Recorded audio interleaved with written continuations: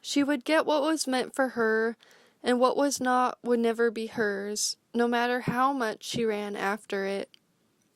She let go of past relationships with forgiveness and removed her guilt about doing so. But it didn't mean that it was because she didn't care about the people. Maybe their lives were just going in separate directions. It said somewhere she had to make room for more aligned connections that would go beyond what she even thought possible. "I have to go into town to fix Gay Bolga," he said, pointing at an old mill house made of stone over the rolling hills. There was a village emerging like spilled blocks, fallen from a toy maker's box. "Come on," he said, returning to stomp the ash in the fire pit before continuing. As they got closer, she saw many brown planks, the Corlea Trackway, leading into the bog from the edge of town. They had to get past the bog in order to reach the north country and find Don Cuchulain, the magic bull. She wondered how much was still ahead. She saw many steep hills, and in the middle of them, rising up like a tower, a narrow, tall bridge. In time the marshes would give way to the long blue line of the sea, but for now the village was before them. There was wood piled on either side as if to feed a great furnace, and this reminded her of the street where she'd grown up. Besides the logs, there were many cottages with thatched roofs.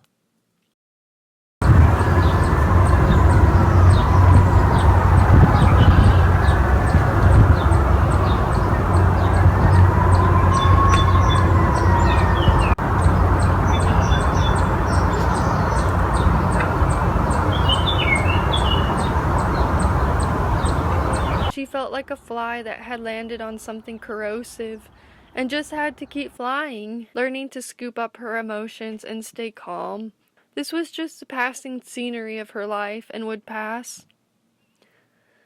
A couple held hands in front of her.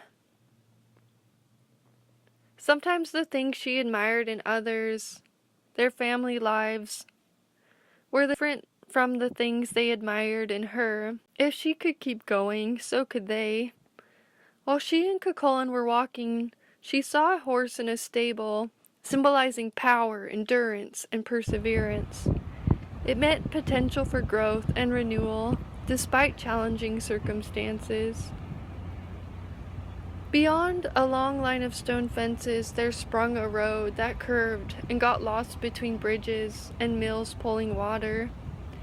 In the Iron Age, many families lived in thatched roundhouses, Inside the hill forts, they lived simple lives.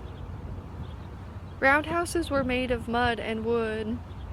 The people grew crops and kept livestock, especially goats, sheep, pigs, cows, and geese.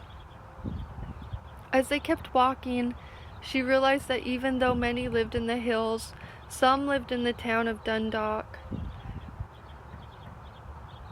For her, ancient Ireland was kind of like ancient Italy. And according to one source, the Iceni people of ancient Italy had their own coinage. They stayed clear of imported goods. That way they were free of the political, social, and commercial practices of the Romans. But this also left them vulnerable to attack.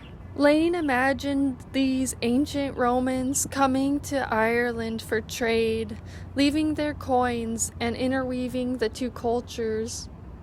Italians and Irish both struggled against discrimination during the waves of immigration to America in the 19th century.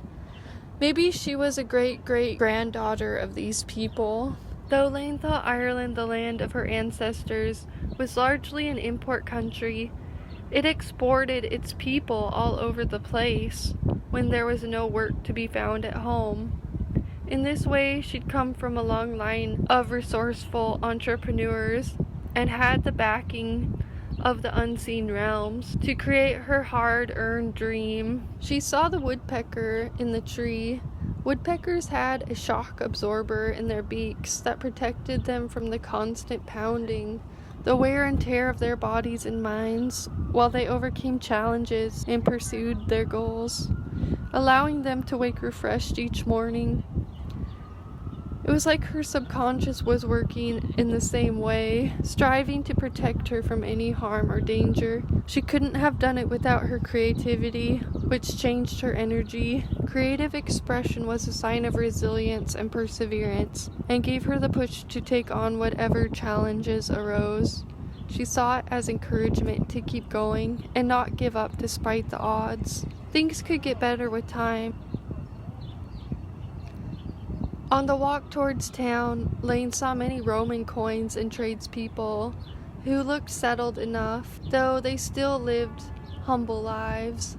In modern times, she remembered the man she met when she lived on the Barrack Street in Cork, Ireland. His main job was to load the retired barrack with the peat material for people's homes, and in the off-season, he played the spoon.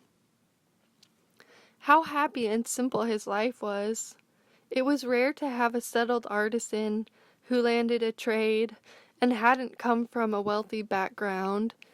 If he was settled, he must have developed his skills with much effort to become a true master of his trade. It must have been even harder for a woman, she thought. Laine felt like she was supposed to carve her own path in life and inspire others to do the same. She was a self-sufficient village in herself. With patience and diligence, she could build a solid foundation